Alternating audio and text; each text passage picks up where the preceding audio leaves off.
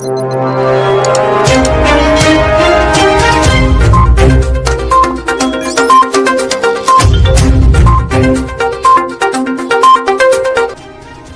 yi kama da almarar kimiyya. Ka yi tunanin mutum-mutumi na samar da ɗimbin hasken rana domin samun wutar lantarkin rana. Makamashi ne da ake amfani da shi a na'urar ɗumama abinci, wanda kuma ke haskaka duniya, sannan kuma area ta tattara shi a cikin wani babban yanki, a mayar da shi wutar lantarki.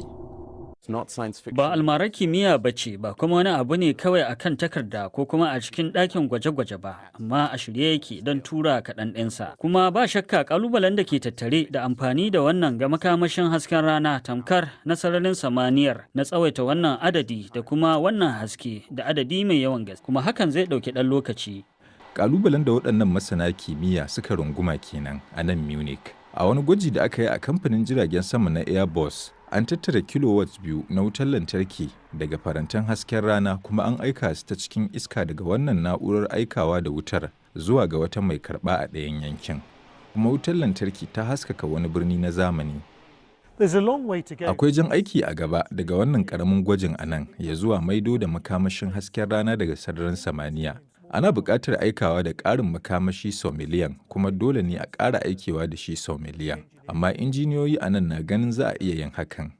Idan aka yi nasarar samun tsarin makamashi ta tauraron ɗan Adam, za a tara makamashin hasken rana a sa'o'i 24 na rana. Shekaru aru-aru masana kimiyya na son yin hakan, domin ba kamar makamashin hasken rana da ke a ƙasa ba, wanda lokacin dare da gizagizai ke katsalandan ba. Wannan tsarin na samar da wuta a kowane lokaci. Yanzu ne kawai zai iya zama mai tasiri saboda za a iya amfani da kumbo akai-akai.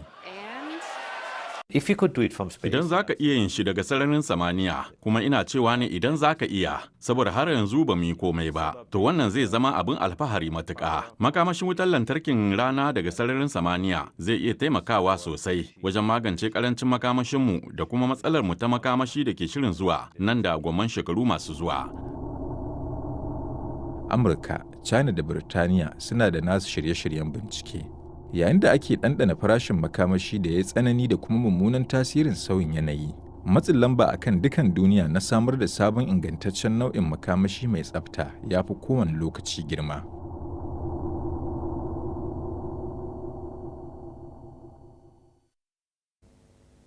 Tafagen wasanni kuma, Denmark da Tunisia sun tashi ba wanda ya ci kwallo a karawa farko da suka yi a gasar cin kofin kwallon kafar da ake yanzu haka a Qatar.